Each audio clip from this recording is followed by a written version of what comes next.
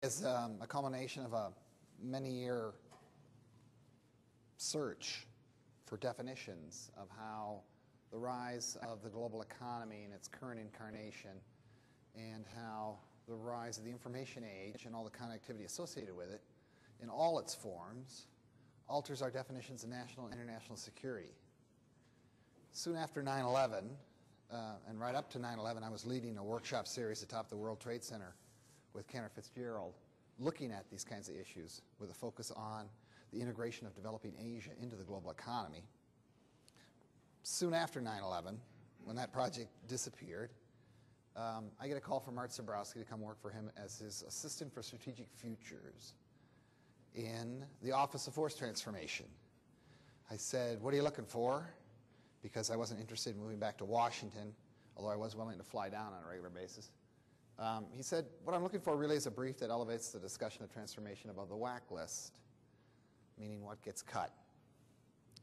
And he said, "I really want a national grand strategy to be enunciated in this brief, one that will encompass what I believe and what I think you recognize," he says, will be an emerging set of new rules coming out of the 9/11 experience for the U.S. military.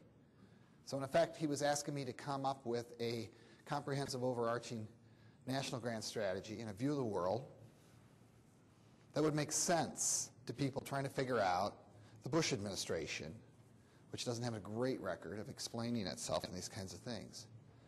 And the brief worked fairly well in that regard, and it's something now that I give to basically all the one-stars in the various military services as they achieve flag rank.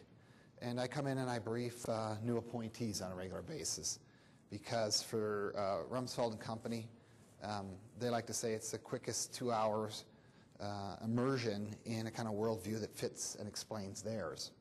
I'm going to give you a quick 1-hour version here.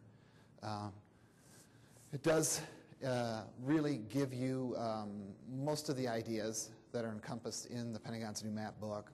That's 160,000 words. Typically, I go about 8,000 words when I give a brief like this, so you can get a sense of the scrunch down. And the new book really comes out in October. I like to describe the first book as system diagnostic, and the second book really more as nation-state prescriptive. And then I imagine a third book in the trilogy that'll bring it down even more to the level of individuals and speak to the way that individuals can think strategically about their own future and about national futures and about global futures, sort of a how-to guide in terms of thinking in this way. I'm going to give you an argument without going through the globalization historical periods about why we're in a difficult situation now in terms of our response to what I like to describe as the rising demand curve for the U.S. exporting of security. Now, when I say exporting security, I'm not talking about arms transfers. I'm talking about the time and attention spent by our forces with regard to any region's potential or actual levels of mass violence. I say that because our people are our most precious things, not because I love them that much more than anything else, but because they really are expensive. They're expensive politically, economically, spiritually. We've been exporting security around the planet for about 70 years now. For the biggest chunk of that time period, we had a competitor in the process. If we exported too much to a particular country or region, he got pissed off. If he did it, we got pissed off. That was the nature of the bipolar situation. That competitor goes away for all practical purposes starting in the early 1980s when the Soviets start pulling out of countries of socialist orientation, and their great retreat begins. But they really disappear at the end of the 1980s, and at that point, demand for our services skyrocket. Here's the best measure I've come up with to capture this. Not named operations, which the Air Force quickly cracked as a code, because then they started declaring a named operation for every C-130 that went anywhere. And as soon as the Navy said, we did 150 crisis responses, the Air Force would say, well, we did 5,000. Better way to describe this, I would argue, is to look at combined service crisis response days. It's a crude measure, but it's a better measure. So if I send Navy, Marines, Air Force, and Army, you can't get the data or you can't show it. from SOCOM. If I send all 4 of those services to Somalia, say, for 100 days, I would call that 4 times 100 equals 400 billable service crisis response days. Here's some numbers, some decades. The 70s, about 10,000 days, not including a Vietnam, ongoing conflict. So I'm talking about crisis response, something that happens that we respond to. In the 80s, a rough doubling, thanks to sort of last gasp heyday of interstate war, largely focused around the Middle East. But frankly, we don't see interstate war anymore. What we see are coalitions of nations coming together to enforce rules against bad actors in the system. Sometimes individuals, sometimes just regimes. But we really don't see interstate war. The last good interstate war, Ethiopia and Eritrea in the late 1990s. Soviets go away at the end of the 80s. Demand for our services roughly quadruples. Now, how do we deal with this rising demand curve, coupling it with a flat resource base? And if I project ahead, our best numbers to describe this decade says, if we use the old measures, we're looking at roughly 150, 180,000 days. Now, how we dealt with this rising demand curve, I'll say, was in 4 ways. First, we pretended it wasn't there. That's basically the Powell Doctrine. As soon as I can't find anybody else to air out in a situation, I leave as quickly as possible. If that buys me a return date 5 to 7 years later, so be it. We don't do windows.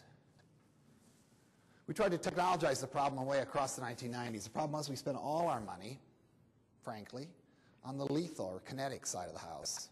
Almost nothing on non-lethal, even though Tony Zinni told us, coming out of Somalia, arm your Humvees, buy lots of body armor, be prepared for these sorts of situations. The Army basically refused to listen to that advice.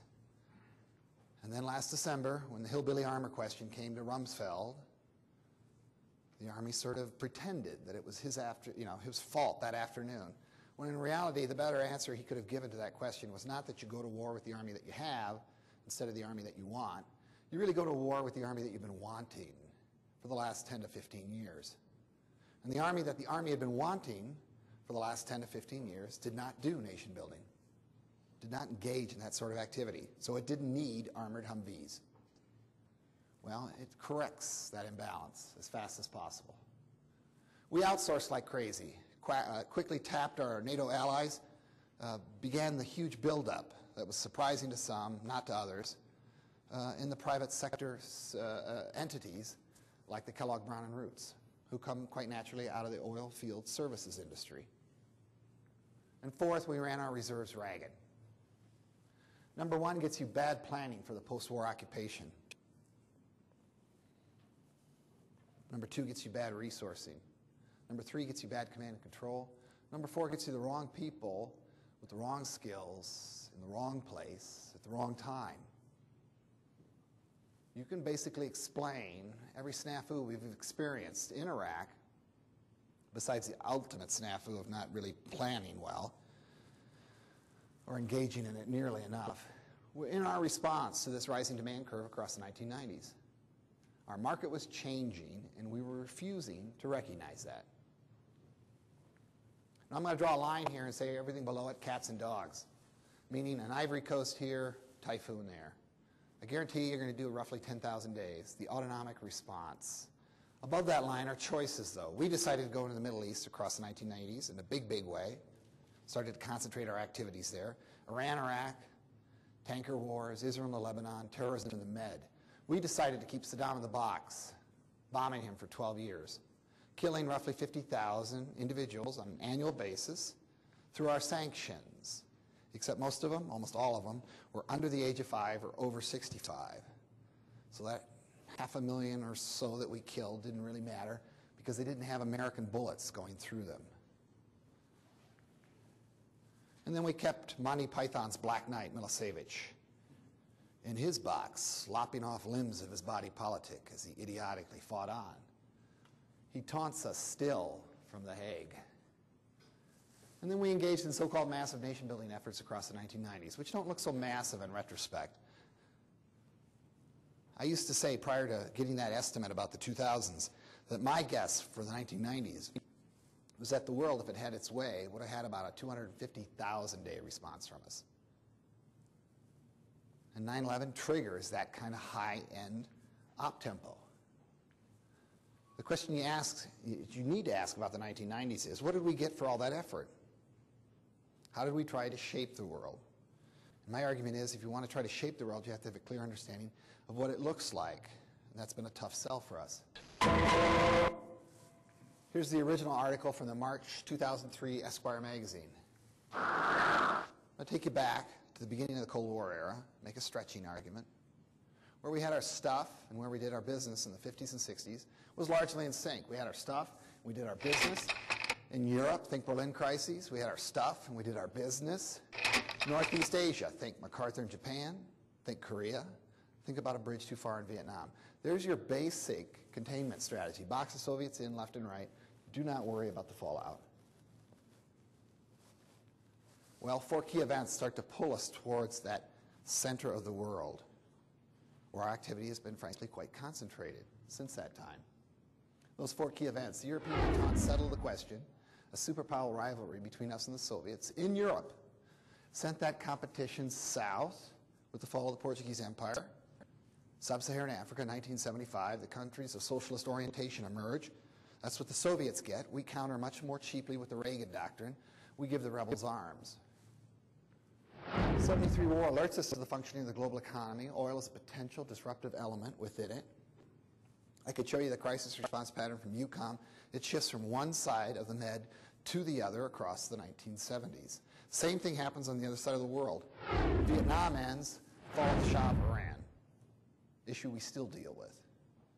PACOM's crisis response pattern shifts from one side of Asia to the other across the 1970s. By the time we create CENTCOM in the early 1980s, now the most famous of regional commands, you're looking at 55% for the decade, cumulative combined crisis response days for the 4 services, inside the red circle, 55%.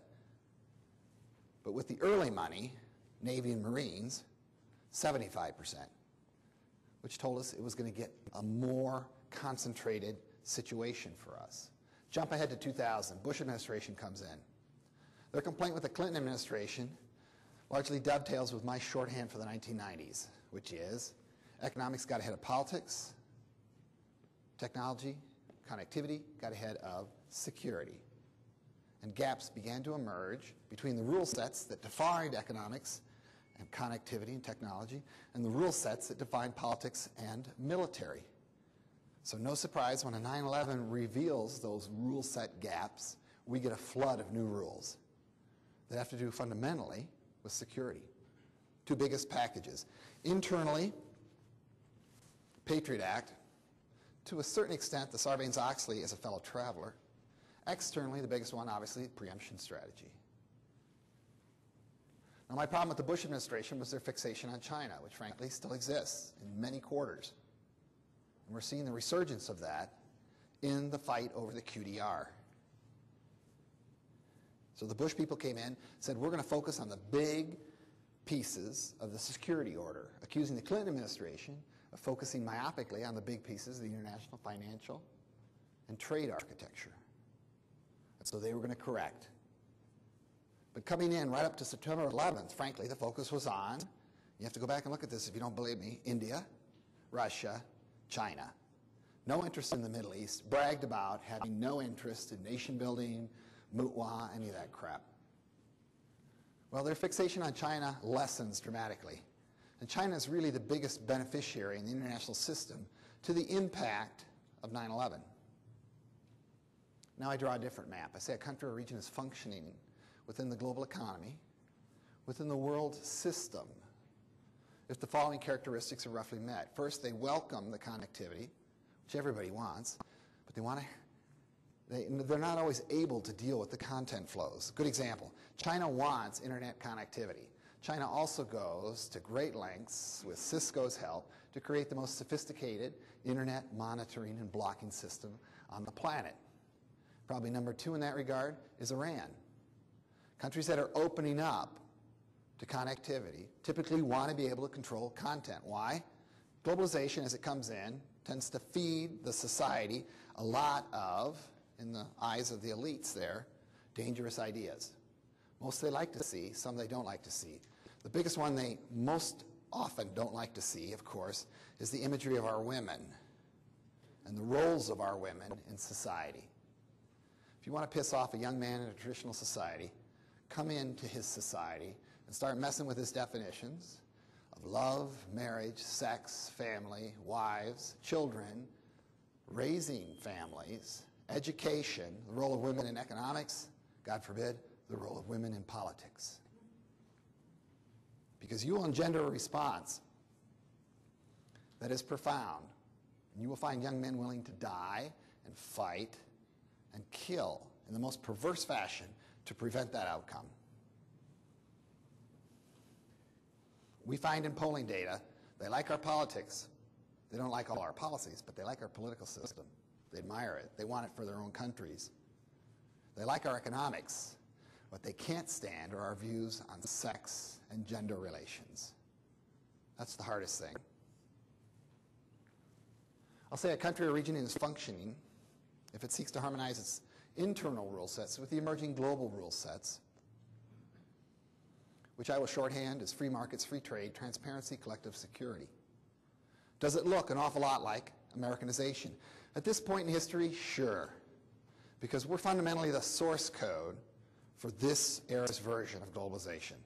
Not the original source code that came out of the European colonial experience and died in 2 massive civil wars across the first half of the 20th century.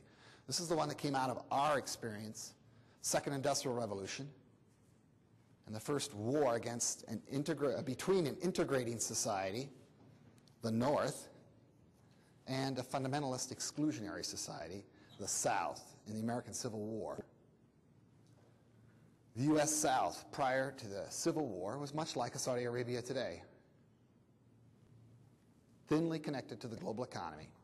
In effect, send in the slaves, send out the cotton, or today the oil, and don't ask any questions about how we order our social life. My point is, there is no conflict that you can find in the world today that you can't find in American history, no matter how perverse, no matter how genocidal, no matter how tinged with religious overtones. We've done it all. Globalization is always evolving, and the rule sets that are associated with it are always evolving, which is my clever way of saying I won't give you a firm definition of that rule set, because I don't believe it's useful to provide one, because it's constantly being negotiated. The global rule set's not just Davos man's definitions. It's also Seattle man's definitions. And increasingly, it's Osama man's definitions. Davos man says go fast. Seattle man says go slow. Osama man says get it out of my face or I'll kill you. Direction is critical, not degree. China is still ruled by a communist party whose ideological mix is about 30% Marxist-Leninist, about 70% the Sopranos.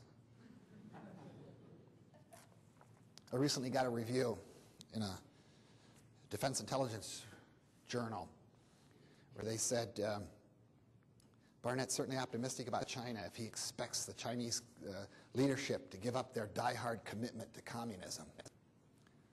And my reply was, buddy, they gave it up 25 years ago. What they haven't given up is single-party rule. But most countries that frankly develop have single-party rule. Japan did, South Korea did, Singapore still does, Mexico did. To be functioning doesn't mean bad things can't happen to you. We don't repeal the business cycle. Dropping out is always a possibility. Functioning, NAFTA, Europe, both old and new, Russia under Putin's managed democracy, it ain't pretty. But frankly, there was no real democracy in Russia across the 1990s, so it wasn't much of a backtrack.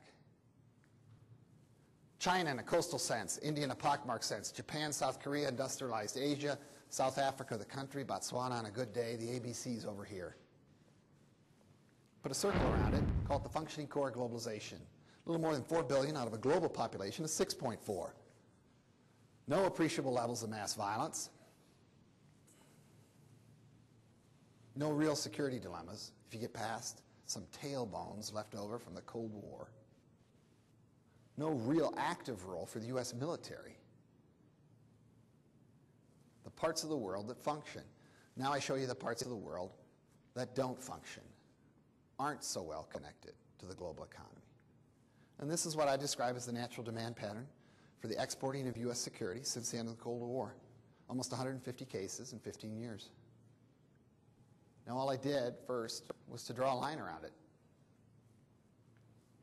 realizing that I was trapping some very globalized societies inside that red blob, like in Israel, like a Costa Rica, like a Singapore.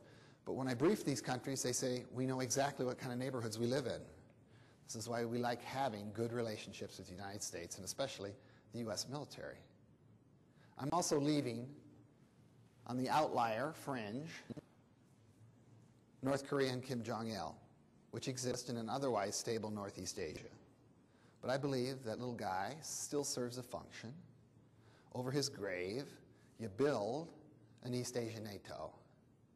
And I argue for doing it now, as soon as possible, as opposed to later, and locking China into a strategic relationship, because China's price is only going to go up over time.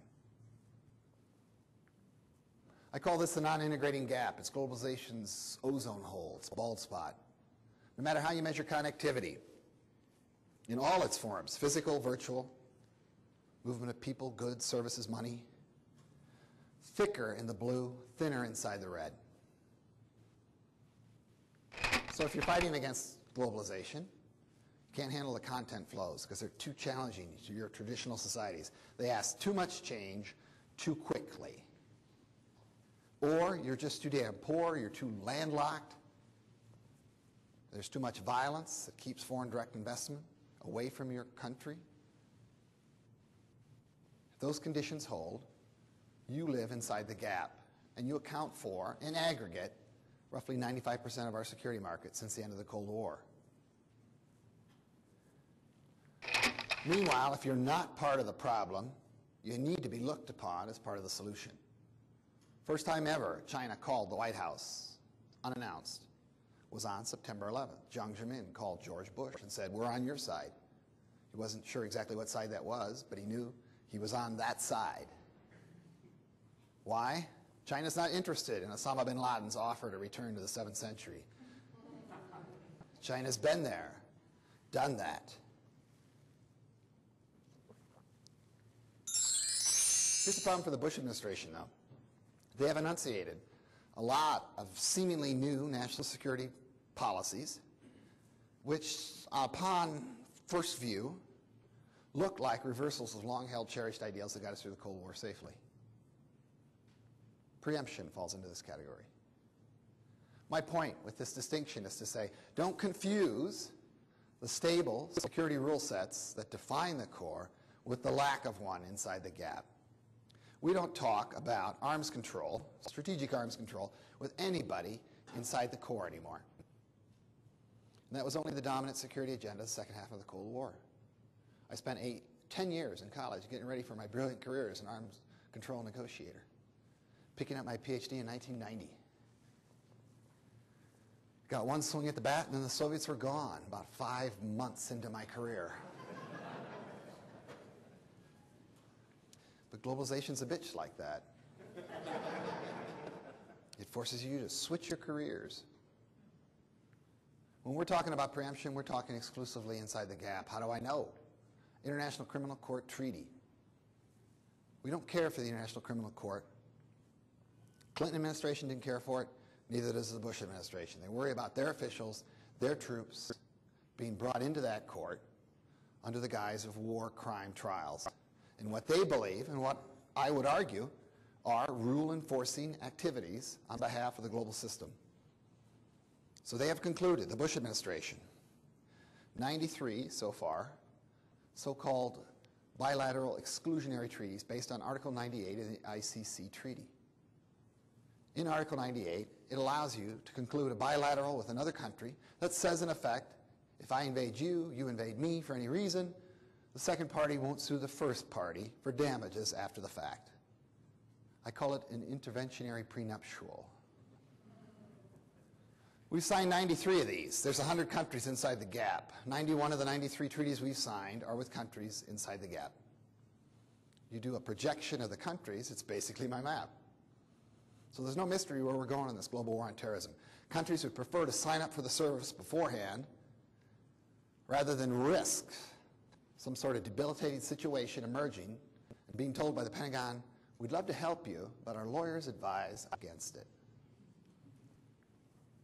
We've seen the enunciation of a scheme of deterrence or suppression for bad things coming out of the gap into the core. 3 biggies: pandemics, drugs, terror. My wife and I, after having 3 biological children, which means we just had sex, adopted a baby girl from China last August. As we walked through Hong Kong International Airport, I saw a big screen off to the side, and there were people walking across this screen. And as I walked by, I waved my hand, and I realized the guy on the screen was me, along with my family members. So I went over and asked them, what are you doing? They said, we're scanning your temperature as you walk down the hallway. I said, really, what's that for?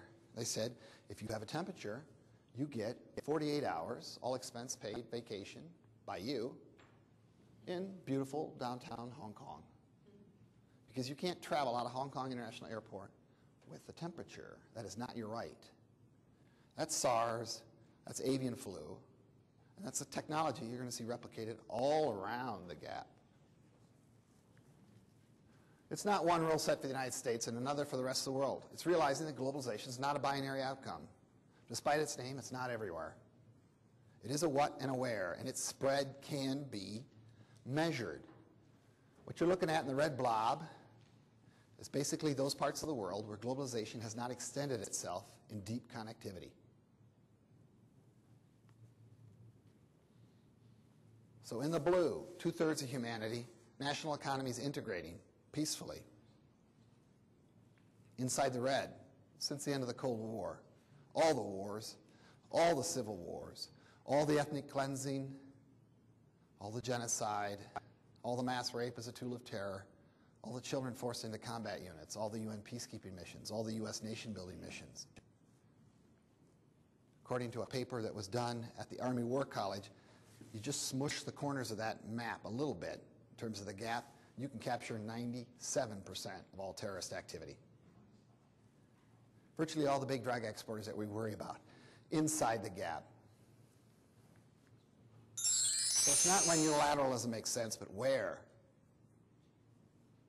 The core is still a multilateral world in a big, big way.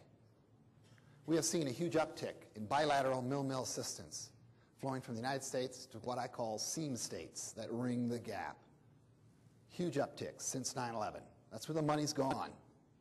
All to raise security practices, to deal with the front lines of this perceived global war on terrorism. When we talk about unilateralism inside the gap, we're talking about a functional unilateralism, the only military in the world that can project power distant from its shores in massive quantities, sustained, is the US military. Nobody comes close. The Chinese, as a near-peer competitor, is a joke in that regard.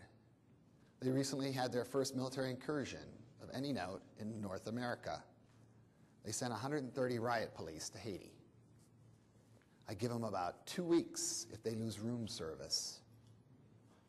We send a couple 100,000 to the Middle East to wage war and everything that goes with them. Nobody can do that. Nobody comes close. We may ask the UN to bless us with resolutions and dress us with coalition partners that frankly we don't need for the war fighting.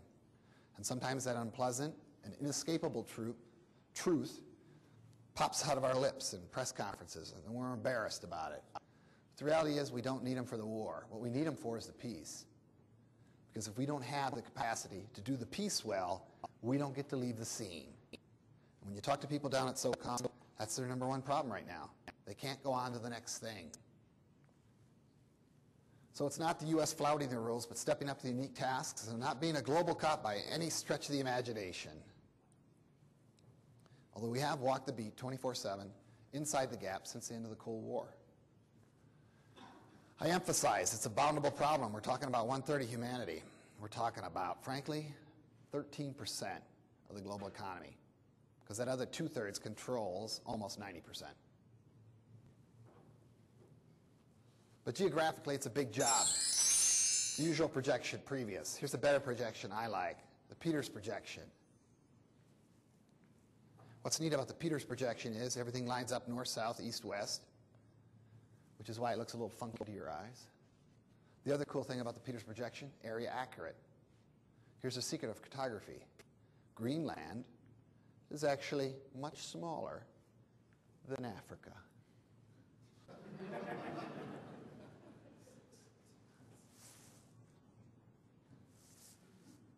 It's about the size of the Sudan. This is what it looks like on this sort of map, and you get a sense of the geographic spread. It's big.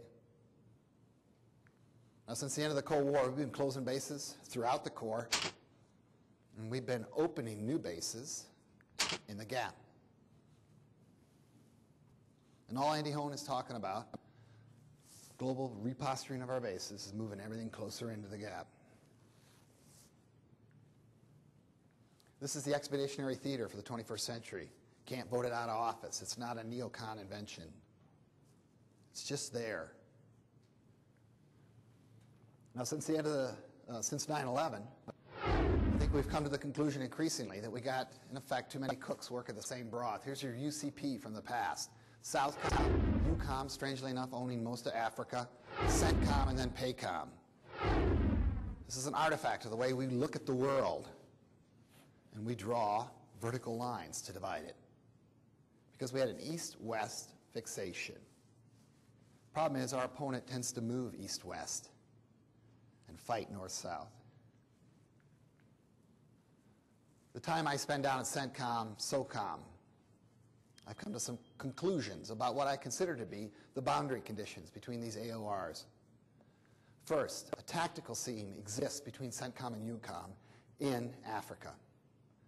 As we drive the fighters and the global Salafi jihadist movement out of the Middle East, that fight will head south, if we're lucky, and not north, into sub-Saharan Africa. And when you talk to people in CENTCOM, they will tell you already, in effect, that's strategic rear for Al-Qaeda. It's where they hide their people, their guns, their gold, their money. But CENTCOM doesn't talk to those countries, which is a real problem. An operational seam exists to the north. Since we've gone on the offensive after 9/11, so-called transnational global terrorism, centered on the Middle East, has the same reach pattern that we saw in the 70s and 80s, meaning they can blow stuff up at will in the Middle East, fine. All terrorism is local. And they can reach, with some effort, into southern Europe and southern Russia now, like Beslan. So here's a problem for us. We put a big bang on the Middle East, and the ricochets hit most of our allies. The real problem for CENTCOM is that their strategic seam lies to the east. Asia already takes out 2/3 of the oil coming out of the Persian Gulf. 20 years, it's going to be more like 70-75%.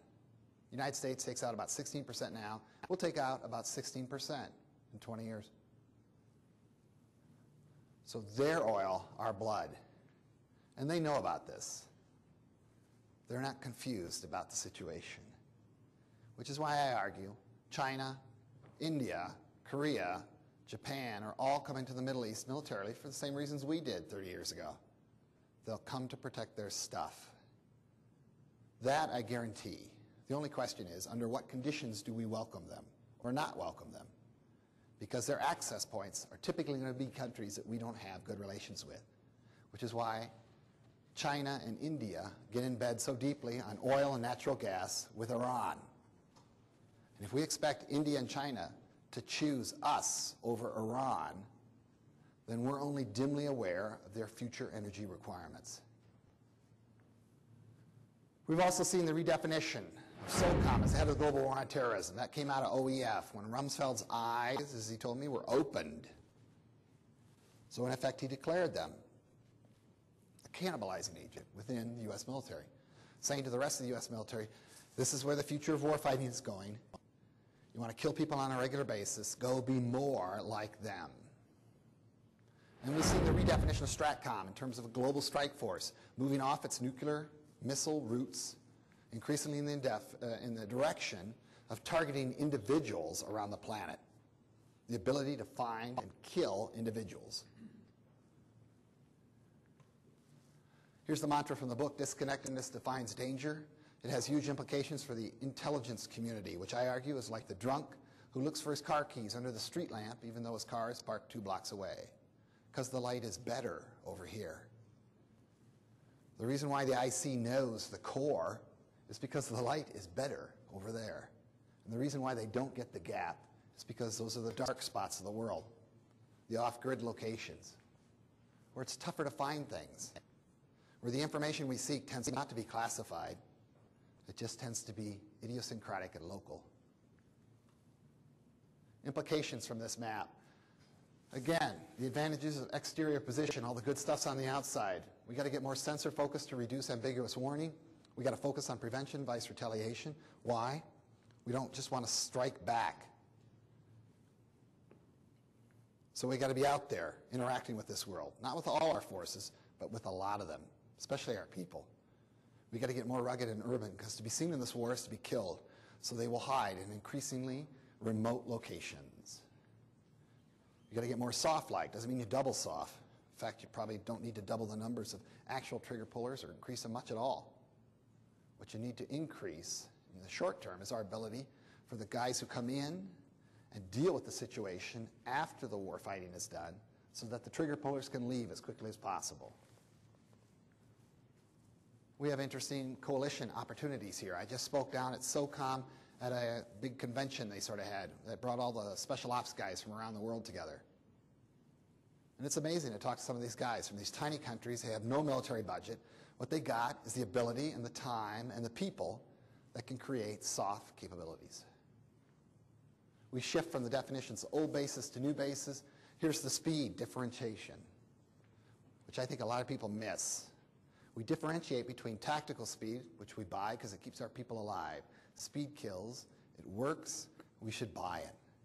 Operational speed, I like to refer to it as net-centric warfare's Wayne Gretzky speed. Wayne Gretzky was asked, why are you the greatest hockey player in the history of the NHL? You don't actually skate very fast. He said, I don't skate to where the puck is. I skate to where the puck's going to be. That's what we mean by moving bytes faster than bullets. Strategic tempo is something we waste an inordinate amount of money on.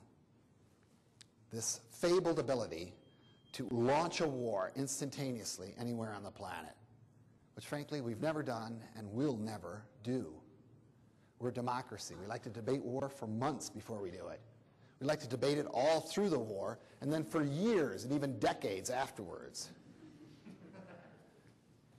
Frankly, that's what makes us a good Leviathan. It's our capacity for self-examination. Our strategic tempo should be about inevitability, not speed. We shouldn't waste money on getting there fast. We should emphasize inevitability. If I say I'm going to do something to you, I can do it, and there's nothing you can do to stop it. But of course, that creates overmatches like we saw in Iraq. If you tell somebody you're coming Tuesday morning, they're not going to be there, because it's suicide to fight against us. I've met the last Air Force general who ever shot down an enemy aircraft in a dogfight. He's a 1-star now. That's how distant we are from that warfare. I think a grand strategy is enunciated with this picture. Here's how I define it.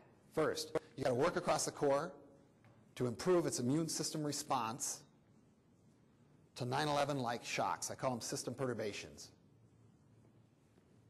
Because my definition of crisis has to do with the ability to ping an ever denser environment, and on that basis, yield a huge return in terms of associated damages or change, especially rule set change.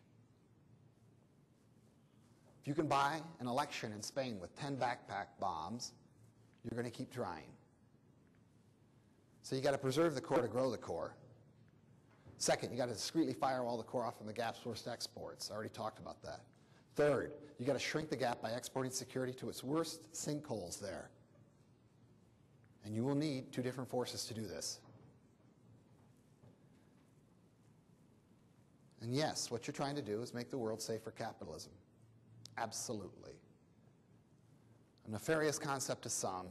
Frankly, it's what our military's been about throughout its entire history until it came into the delusion, based on the Cold War mad standoff, that somehow military power was abstracted from life and wasn't part of a military market nexus that's been fundamental to the advance of the human civilization since the beginning of time. The warrior culture, the merchant culture. The real purpose in enunciating something like this is giving a finishing line for people to latch onto. A happy ending that says current sacrifice yields this. My definition of a happy ending is making globalization truly global in a reasonably just manner, as quickly as possible. Ending the disconnectedness that gets you terrorism. It's not poverty, it's not ignorance. Most terrorists are middle class, smart, educated. What they don't see is a future that includes them. They can't stop that future for us, but they can try to degrade our enjoyment of it. Now I think this segues into a way of thinking about an ordering principle for DoD. What do I mean by an ordering principle? I'm talking about the core conflict model around which everything is planned, procured, organized, trained, operated, most importantly, how you become a flag. Change that, change the military in about a decade, because that's how fast we swap them out. We're seeing the inklings of this. I talk about it in the current issue of Esquire in a profile on Rumsfeld with the proposed national security personnel system, which a lot of people in Congress are looking upon as a model for the rest of the U.S. government. Since we created DoD back in 1947, we had an ordering principle. It's basically great power war with nukes. We assumed our opponent would be large and have a lot of technology just like us, and we'd fight an all-out declared war. We've never actually done that, but we prepared for it. And frankly, still are organized largely around it. My argument is if you're going to transform, if you're going to move into a real future worth creating, you're going to have a larger definition of crisis and instability in the system. This definition of a system perturbation comes out of the work with the Y2K. You can read all about it on my website. What do I mean by system perturbation? An international security order thrown into a state of some confusion by a perversely shocking development somewhere in the global economy.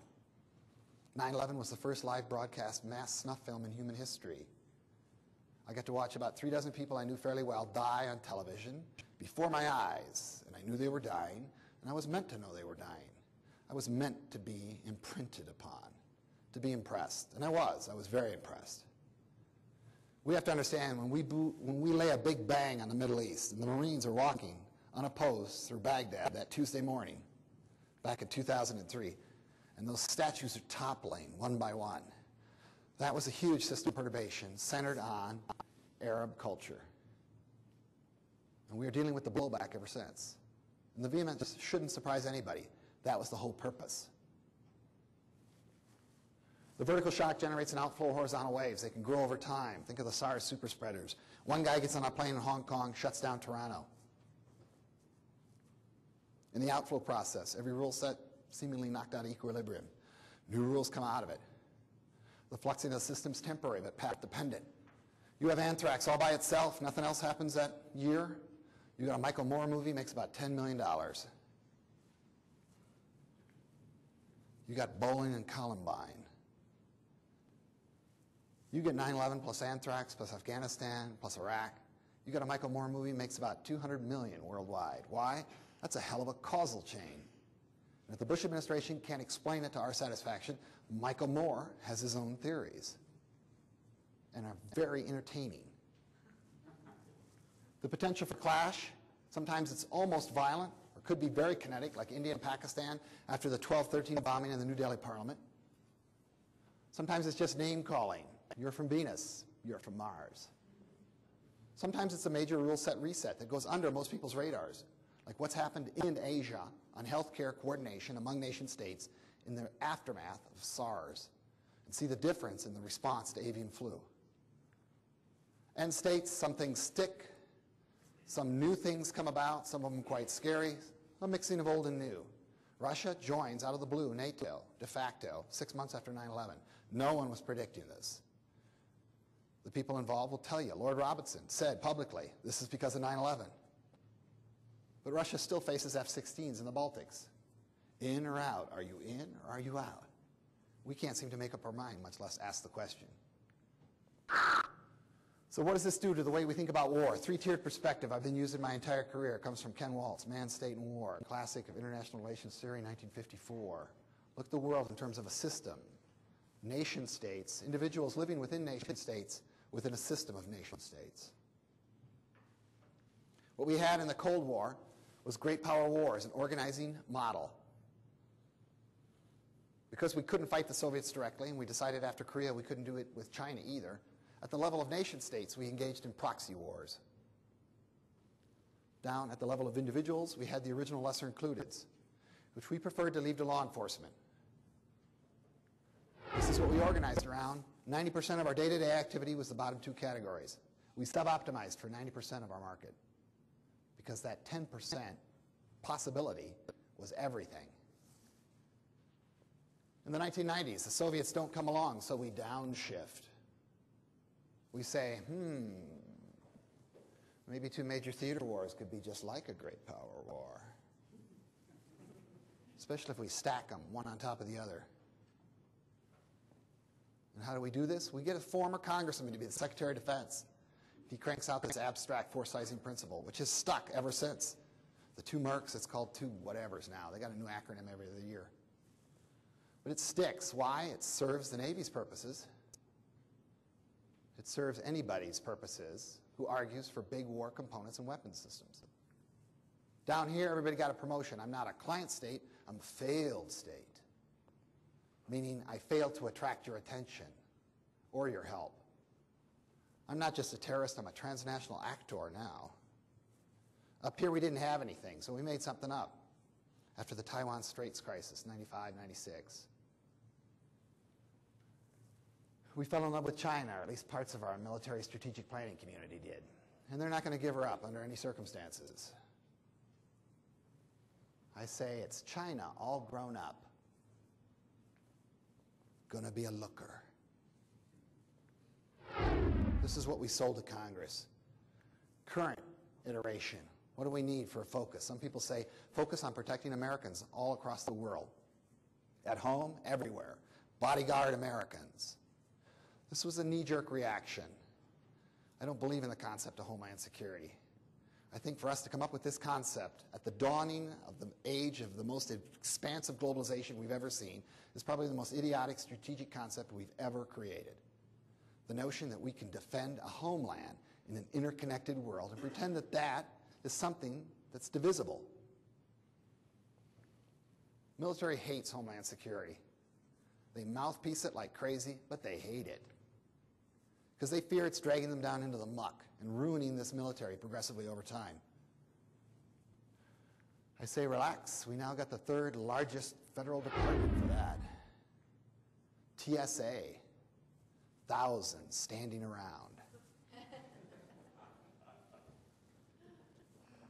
Just be grateful Richard Reed didn't shove that bomb up his rear end.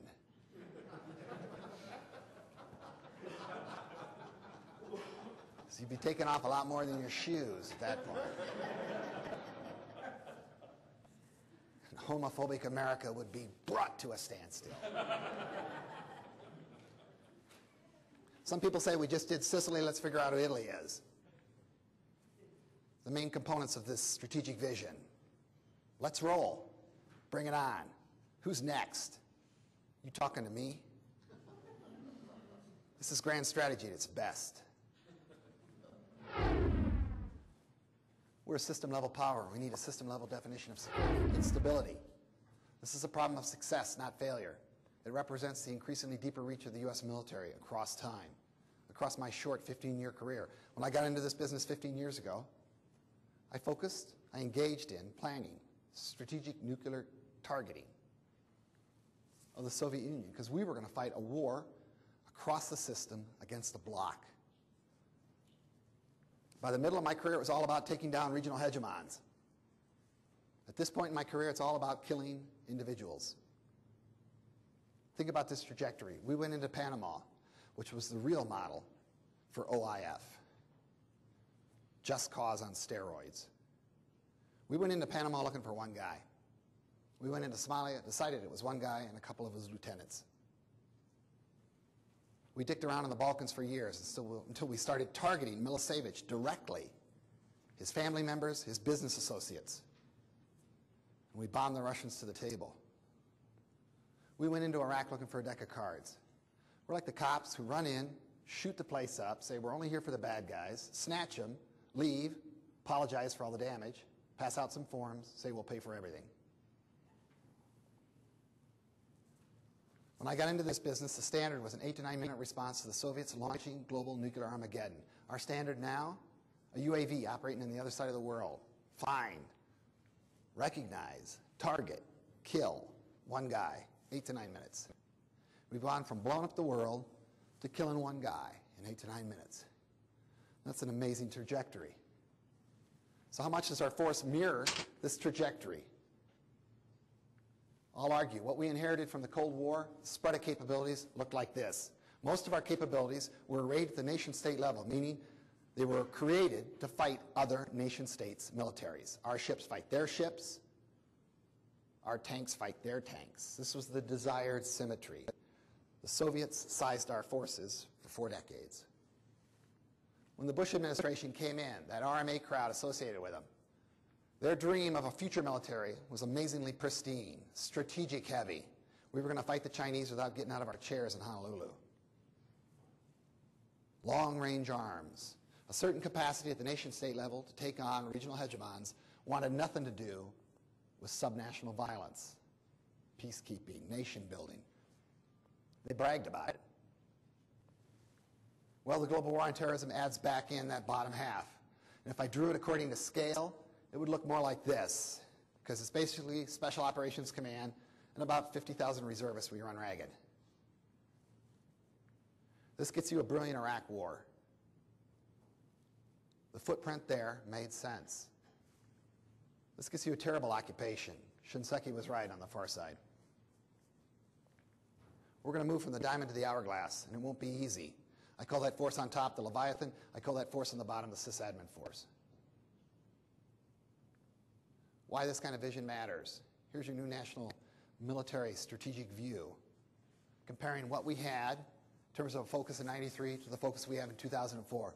This is what Ryan Henry delivered Don Rumsfeld last fall. It's based on what Art Zebrowski delivered.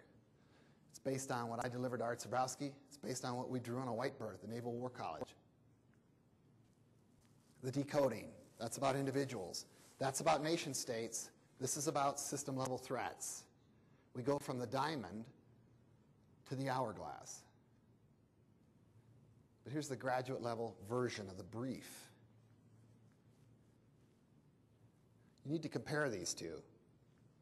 The legacy is the capabilities, and this is the new threat definition. And when you put those two things together, the argument becomes, if you want to maintain a hedge, the difference between our capabilities and the threat out there at the level of nation states, that Leviathan force, if you want to maintain that hedge, you're going to have to outsource what I call the sysadmin function as much as possible. So to keep the big war, you got to outsource and invest in your small war capabilities. The argument I make with the Iraq occupation. Here I'm jumping into the second book because I made these slides up after the first book was published. Here's my favorite parody of the 1990s, a really stupid concept in terms of its enunciation. The theory of anti-access area denial asymmetrical strategies. What does it mean?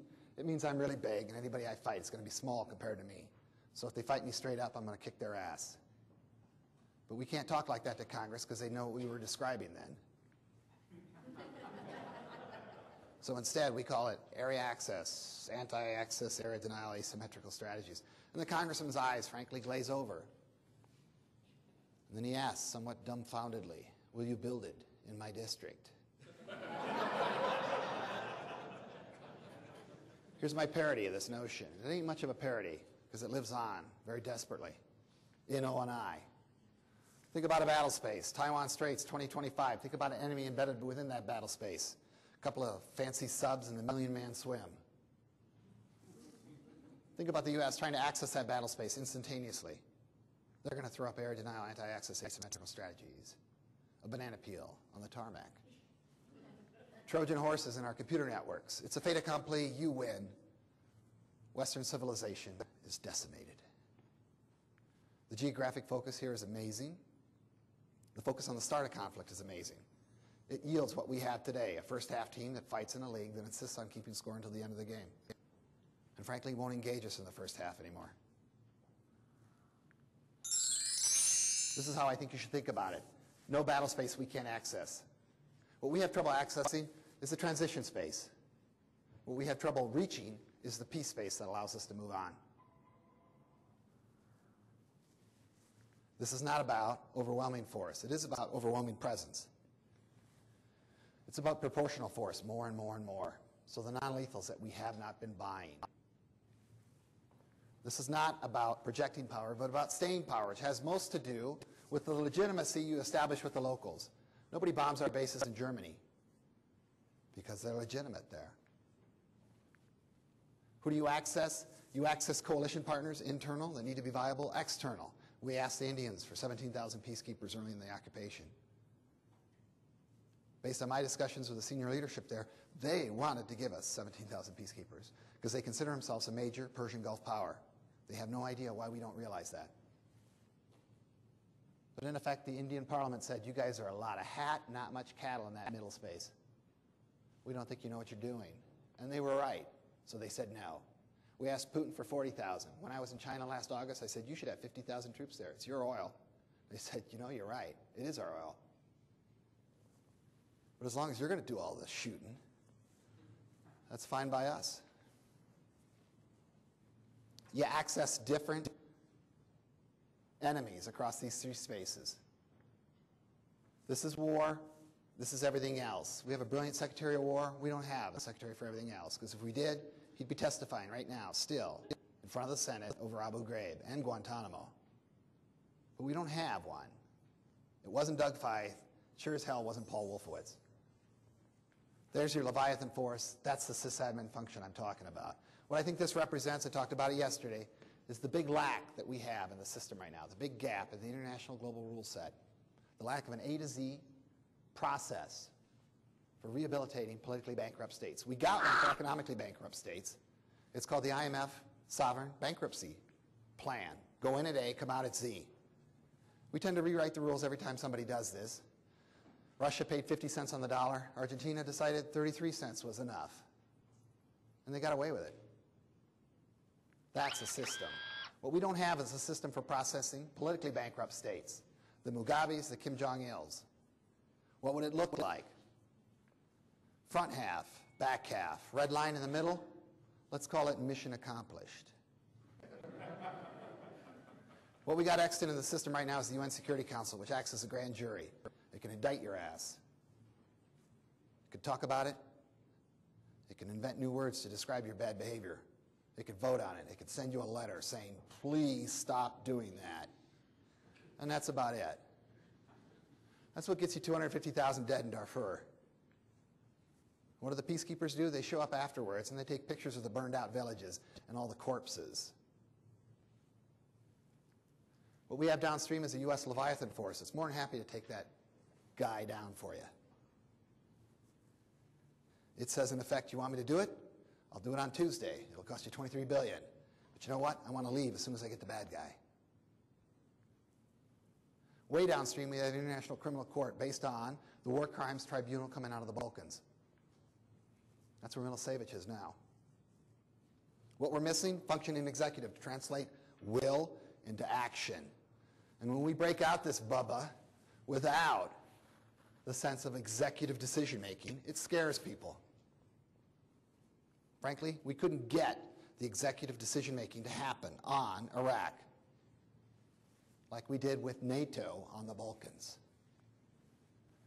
So we tried to convince the American public it was an imminent threat, which it wasn't. We tried to convince the American public it was mano a mano, us versus them, which it wasn't. We haven't faced an imminent threat in about 40 years. but we still use this language, however antiquated it is. And frankly, when those arguments don't work, we scream, he's got a gun, just as we rush in. And we shoot the place up, and if we search the body afterwards and it's just an old cigarette lighter, well, then we apologize and we say it was dark. And we ask the French if they'd like to do it next time, and the French say no. We just like making fun of you guys when you get it wrong. What we need is a core-enabled sysadmin force. Should have been 250,000 troops there. 50,000 Russians, 50,000 Indians, 50,000 Chinese, 50,000 Europeans, 50,000 Americans. The problem with your coalition force right now is its Occidental skin tone. Our enemies believe we're a weak society. That's the root of Occidentalism. That's the definition of Occidentalism. We're a weak, decadent, Borg-like society that somehow, despite our Borg-like computer brains, is addicted to sex. And we're dominated by our women. So if you just punch these guys hard in the face once, cut a few heads off on television, stream it on the internet, these guys will go running home to their mamas. We've been running into this ever since Pearl Harbor. Of course, the opposite is true. We're the most violent, bloodthirsty society on the planet. We can't get enough of it. It permeates our culture in every form. You pick a fight with us, you'll get it on all right. We need an international reconstruction fund, modeled on the IMF, permanent rehab fund. You're going to get this from the G20. That's where the decision-making is moved. To the G8, needs to be the G20. Why? The G20 is my old core of the West and all my new core powers, 90% of the global economy. They're going to decide how you spend the money on this. What prevents the ability to use this is fear of how the back half unfolds. The uncertainty, the sense of a zero-sum outcome. Here's my challenge to the DOD. You've got to build this force, you've got to seed it, you've got to invest in it. If we don't show we're serious about the second half, coalition partners do not show up, we do not establish a record of success, we do not create the political will and the imagination to build the six-part system. You'll tell me it's too much to ask for. I'll tell you that's what we did in the Balkans. All I'm talking about is regularizing it, codifying it, making it clear to people. Not exactly a global test. Really just going to ask about 13, 14 biggest economies. And if we get that sort of consensus, then we do it. Why this matters to the military. There's been a bifurcation brewing inside the military since the end of the Cold War, as some stick with reality and some move increasingly towards desire. We get the Berlin Wall, we get Desert Storm. Those in the U.S. military who start moving from reality towards desire. Good example, U.S. submarine community. Its raison d'etre disappears with the Soviet Navy. So they start imagining future opponents that will justify their platforms and their numbers. And they start moving from reality towards desire.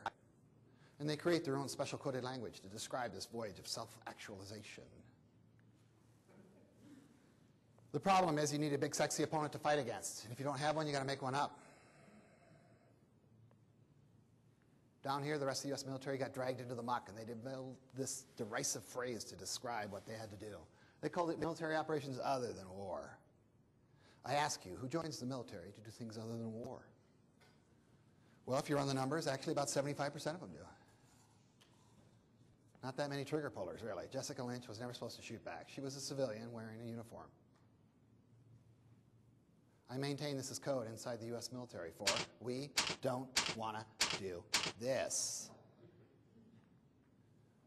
The Marines especially, and the Army more and more, got caught working the messy scene between the globalizing and non-globalizing parts of the global economy across the 90s. Clinton comes in, 92, screws up the relationship with gays in the military on Inauguration Day in a stunning strategic decision. So we're left home alone for 8 years, and what do? We buy one military, and we operate another. And we think we're going to get away with this forever. And of course, it catches up to you after a while. Where it caught up to us is in the Iraq occupation. 9/11 heals the rift. It jerks the transformation gurus out of their 30,000-foot view of the future and says, you want a networked opponent? I got one. He's like in 120 countries. Help me figure it out. How many submarines does it take to recapture Fallujah? Not enough. And it elevates this from crap to grand strategy, because that's how you're going to shrink the gap. Some people put these two things together and they call it empire, like that Scottish historian.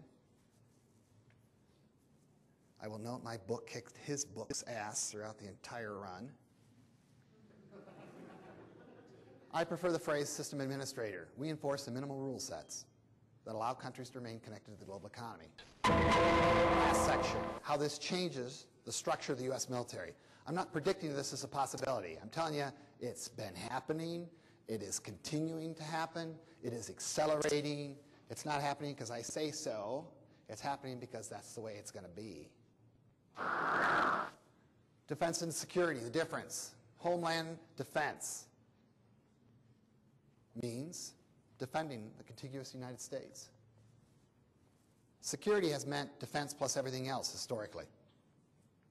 Written into our Constitution, maintain a Navy, raise an Army, a force for war, largely a force for peace, for stability, for security. 1947, we decide to merge these two into a single concept. And a long-term rationale becomes, we're in a hair-trigger standoff with the Soviets. We need to make coincident our definitions of national security and international stability. To attack America is to blow up the world. That's mad. So don't even think about it. What happened since the end of the Cold War is that connection is lost. Osama bin Laden kills 3 million tomorrow in Chicago. Who exactly do we torch? Kill a couple million, couple 20 million, 160 million in Pakistan? Is that going to do it for us? So what's happened since the end of the Cold War is the natural bifurcation of the U.S. military has reemerged. Now, we've been talking about splitting back to what we had prior to the Cold War. We've been talking about this since 1990. We talked about it a lot in the Naval Forces Capabilities Planning effort that begat From the Sea that I was part of. Some people say, hey, 9/11 did it for you.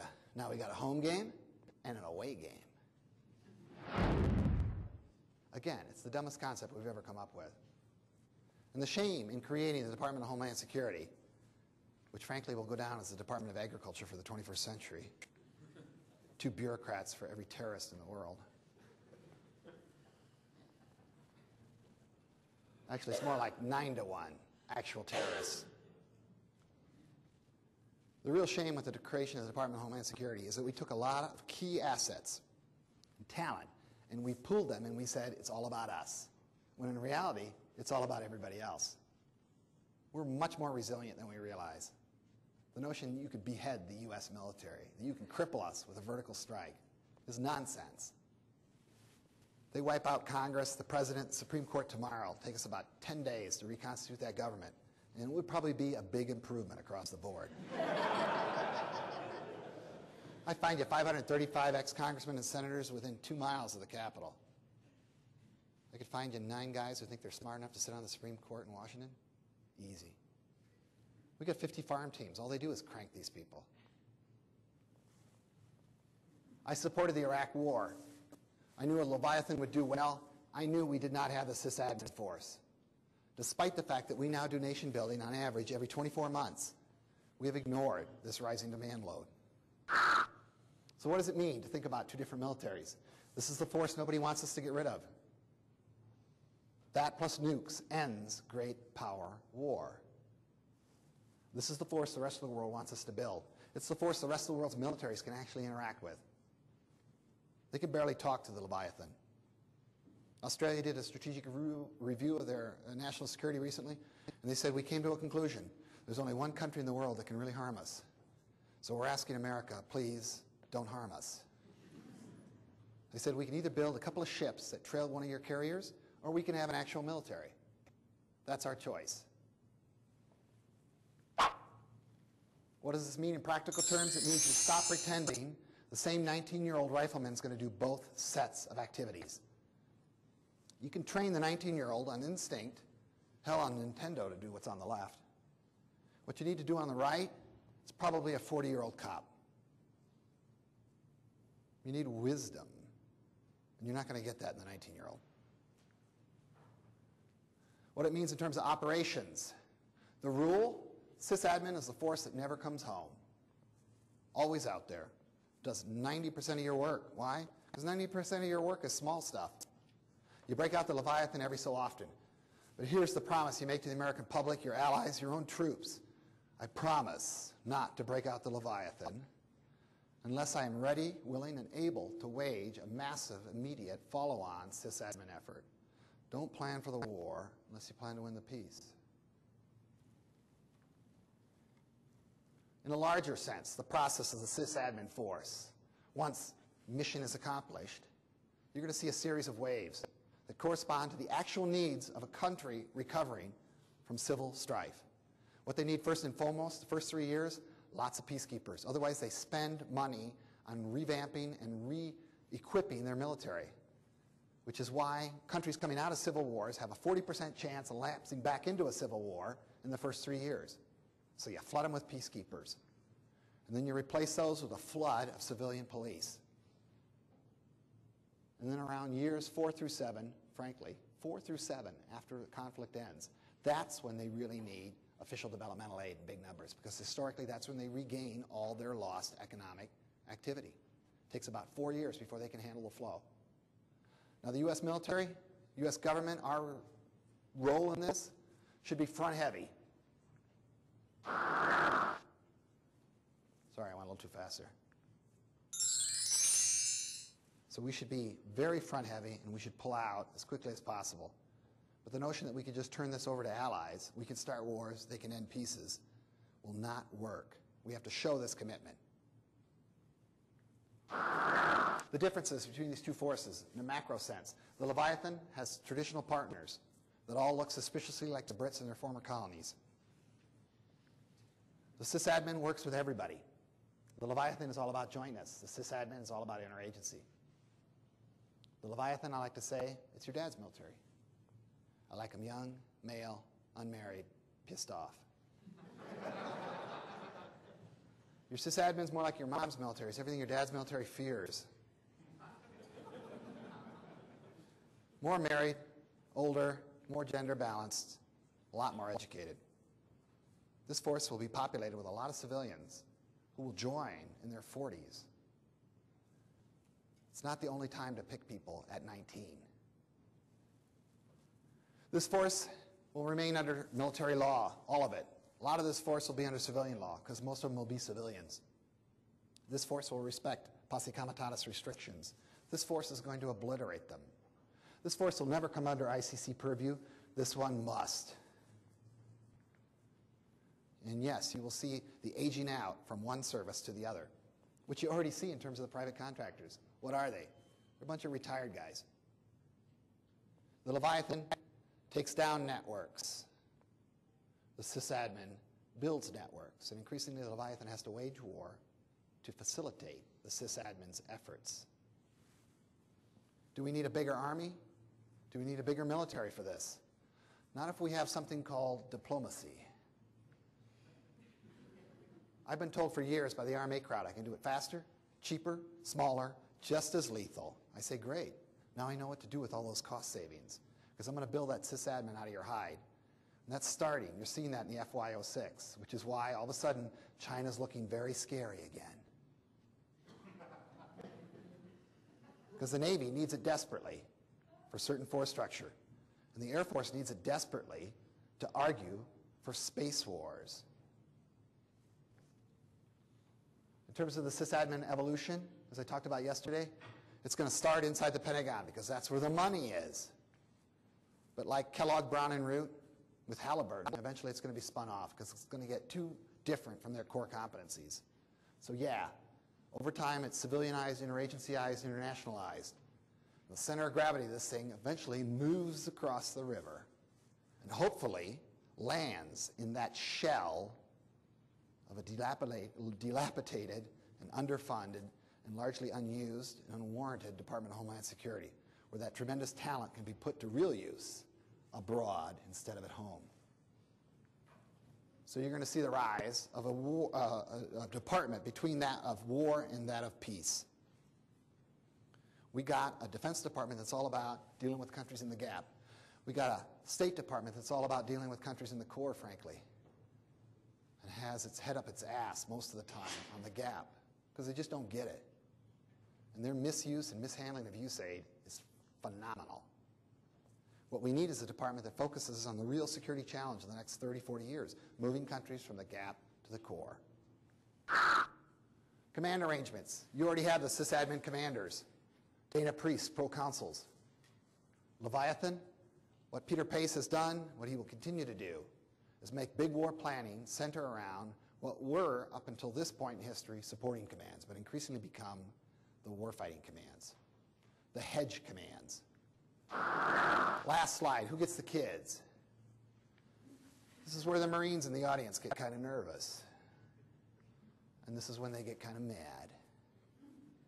But it makes perfect sense. You read Savage Wars, Max Boot. What the Marines are about, small arms, small wars. It's their entire history. They don't like the Navy. They never liked the Pentagon. They don't like the DOD. The Marines are like my West Highland Terrier. Every morning they want to get up, dig a hole, and then kill something.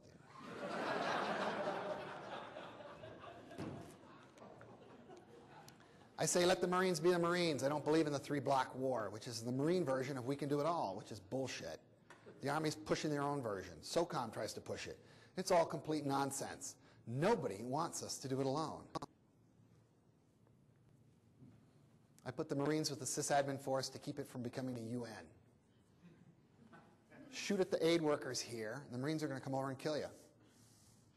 With the Navy, strategic goes that way, surface combatants go that way. And as I like to say, that may be the actual size. I think what the Navy should be about are lots of small vessels. They pretend they own the world's oceans because they can prevent a blue water Navy from threatening us. Well, nobody has a blue water Navy, and no one's even working in the direction of a blue water Navy. So it's like elephant spray in downtown Washington. You can go around squirting your tube all day long. The fact that no elephants show up doesn't exactly prove that you're, useful.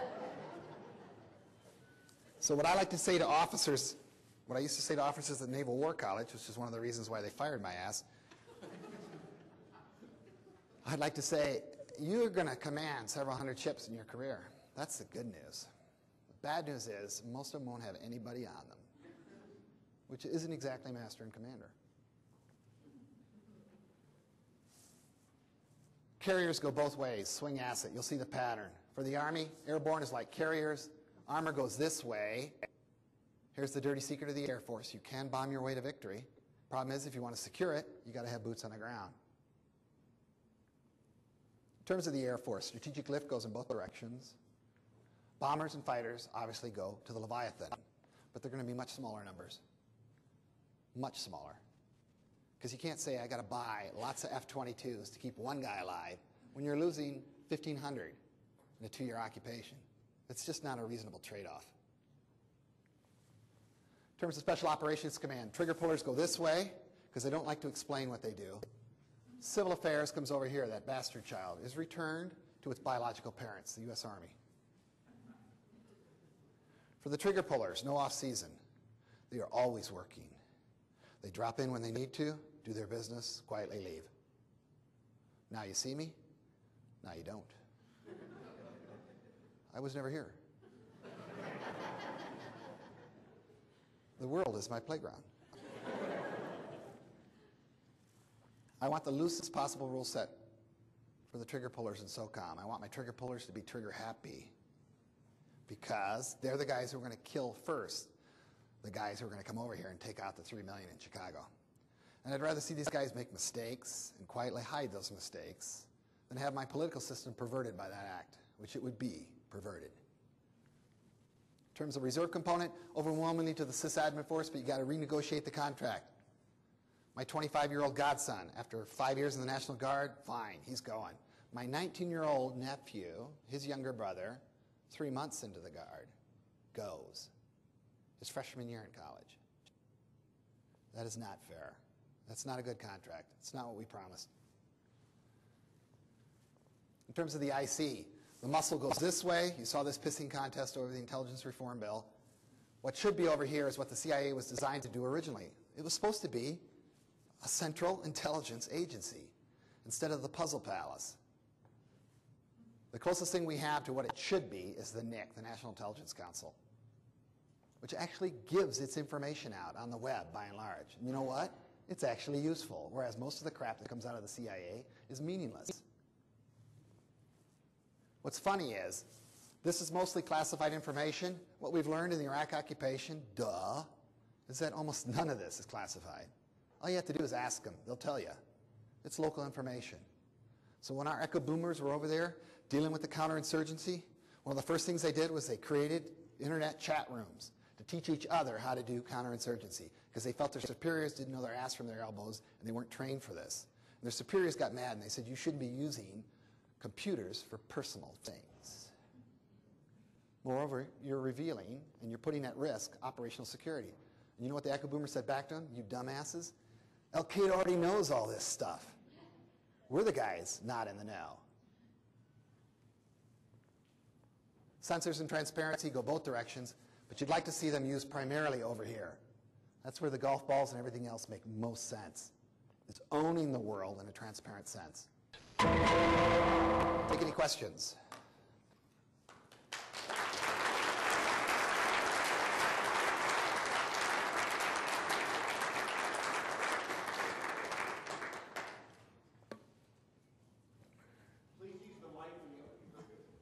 Sure. By the way, I read your book. It's good. I recommend it. Regarding places like Africa, we're focused an awful lot on the Middle East these days and taking some heat for only wanting the oil. I see Africa, South America as part of your plan. I know we have some activities in South America these days, but how do we address if Africa is such an important part of this, why are we not there? I spent a lot of time talking about that in the second book because that's, in many ways the second book is built around the questions I got in response to the first book. And it's a great question. I think the sequential shrinking of the gap comes in clumps. It tends to come when a region has a critical mass, and all of a sudden we stop thinking about that as being third world, and all of a sudden it's a safer environment for FDI, foreign direct investment. I think if we can cut some deals with China over Taiwan and over North Korea, the first place that gets absorbed into the core is Southeast Asia on the undertow of China's economic emergence. Okay? We will remain fixated on the Middle East because the global Salafi jihadist movement is centered there. And it represents the latest version of an anti-capitalist response to the ever-increasing spread of the global economy, which comes out of the second industrial revolution in the United States. Okay? To the extent we can drive that fight out of there, if we can get strategic partnership, real strategic partnership with India and China and Russia and Turkey and Iran, frankly, which is a linchpin, then we can maintain the ability to keep that fight from squeezing out into Central Asia. Hopefully we push it south as much as possible into sub-Saharan Africa. And that becomes our rationale for moving there. And we're already laying the work, the preparation for that battlefield. And that's what Jim Jones is really focused on at UCOM. Now, the other alternative, which is going to happen inevitably, and you're seeing these articles already, is that we will respond to an Asian threat, quote unquote, in Africa. China has been flooding Africa with people and investment for the last 5 years, and it's starting to get on people's radars. Now, there's not too much you can accuse them of other than building roads and creating lots of things in Africa. And if you're going to try to turn that into a threat, I say good luck. Africa's not only ours to ignore, other people can go in there and do what they want. So the threat from China and its demand for all those raw materials is really an opportunity for us. In many ways, what we should see is a division of labor. We're the Leviathan primarily. China's the sysadmin. So is India.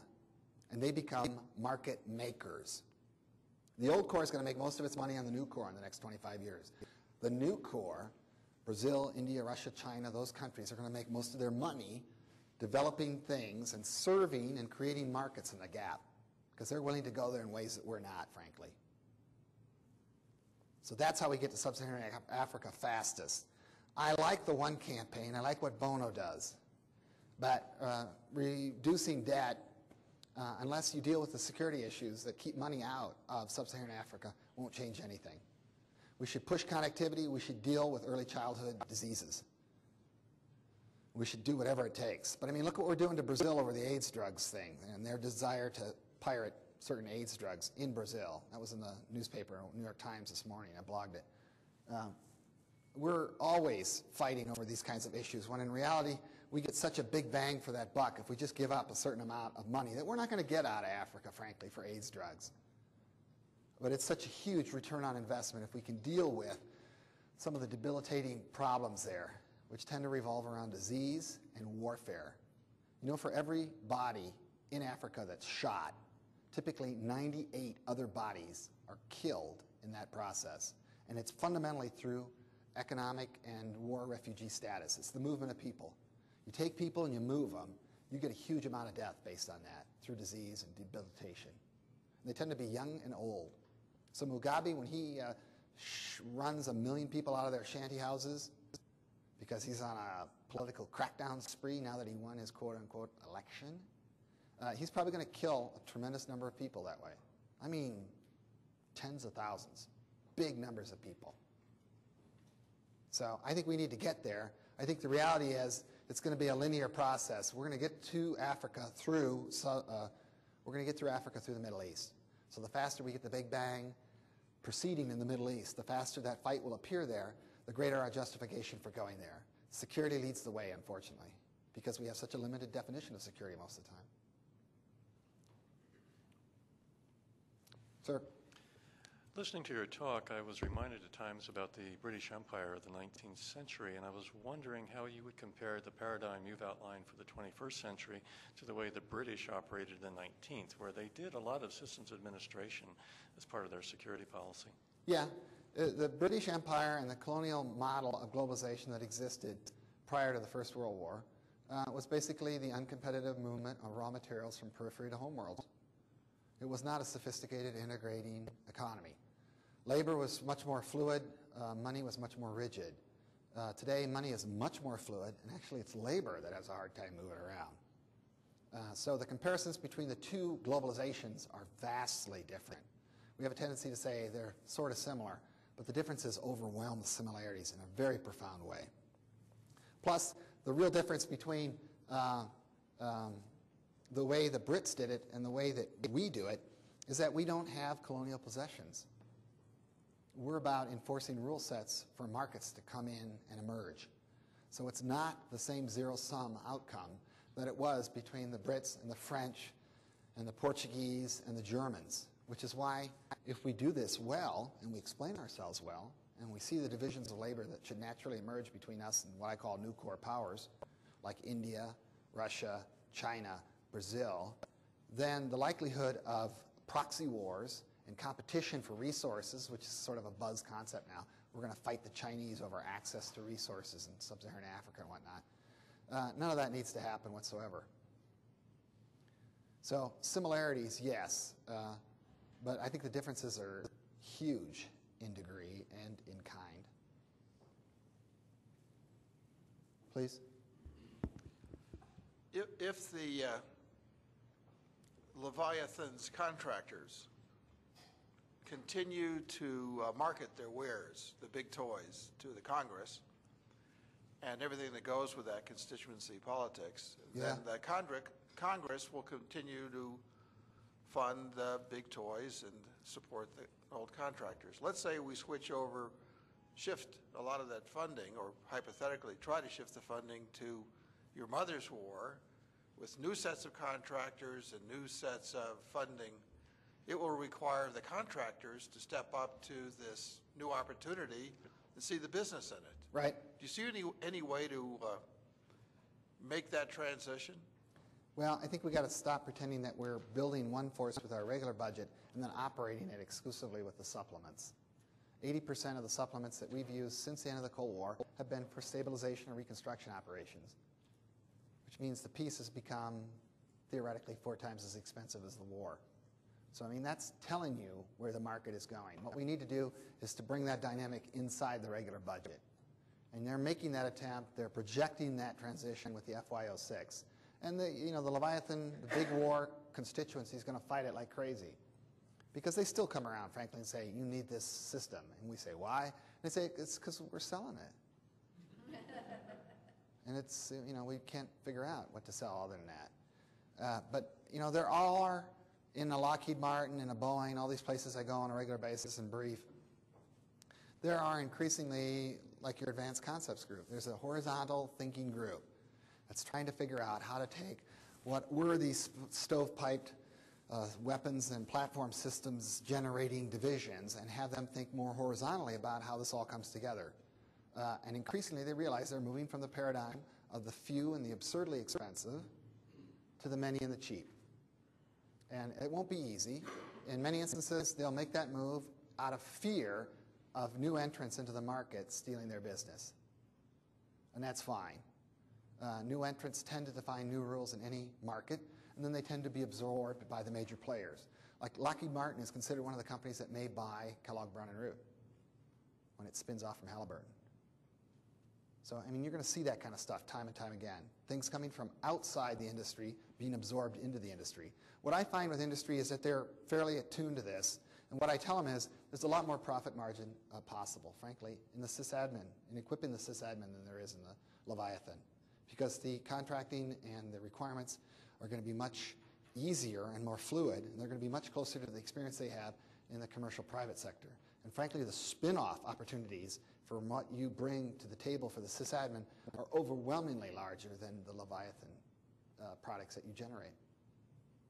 So you're going to make a lot of money the more you get into sysadmin. Why don't we take just one more question? Please. One of the spin-offs of a wartime economy, which we've more or less had for 60, 65 years, is full employment. And full employment is a driver of some kind in all of this. And we have it in the United States, and European countries don't have full employment. So do you see that working as a driver in the future of the Pentagon and our policies? I mean, after all, I think part of the reason people are unwilling to give up the big war concept is because, at least it's probably subliminal by now, but it has something to do with the idea of full employment goes along with a wartime economy. Sure, because the guys and gals got into it 30, 40, a long time ago, and their whole careers are wrapped up in it. And just like you see with change, say in Russia or any other place, in many ways, the new demand and the new products come with a new generation of workers. And the old products and the old demands die with the old labor force. It'll be generationally pushed out. And you're having that discussion over nuclear weapons now. A lot of it has to do fundamentally with the critical mass of workforce. But my argument is this stuff's inevitable.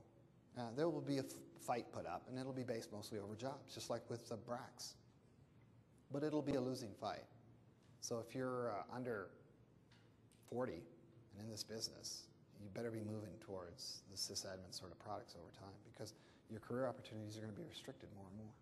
Well, I mean, full employment for the whole country, though. I mean, we have 5% unemployment. During World War II, we had 4% unemployment when everybody was working double overtime. I mean, and we're never going to get full employment. That's a chimera. I know, but I mean, do you think we're going to end up having a European-style employment where they can live with 10%? No. No, I don't. Okay. And I don't think we're going to have European-style benefits for unemployed either. One of the key things that will be hard for us to understand is that over time we're going to find the Chinese and the Indians and the Russians and the Brazils looking more familiar to us in their economics and the way they view the world and their kind of the dynamism of their cultures than we are old Europe and Japan. We're going to have more in tune with India than Brazil, more in tune with Iran than France, more in tune with Russia than Germany, more in tune with China than Japan, more in tune with Brazil than Canada. And that's going to be a hard shift for us. It's going to be hard for older people because they're just not going to be able to see it. And we really need to get the Scowcross and the Kissingers and the Brzezinskis to retire and, frankly, shut up. Because their visions are old and tired and they don't match reality anymore. So I say, get off the stage. Thanks. Thank you.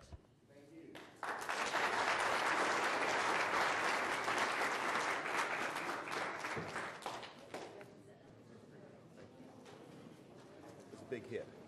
Okay. Perfect. Oh, I got to go to the bathroom. Well,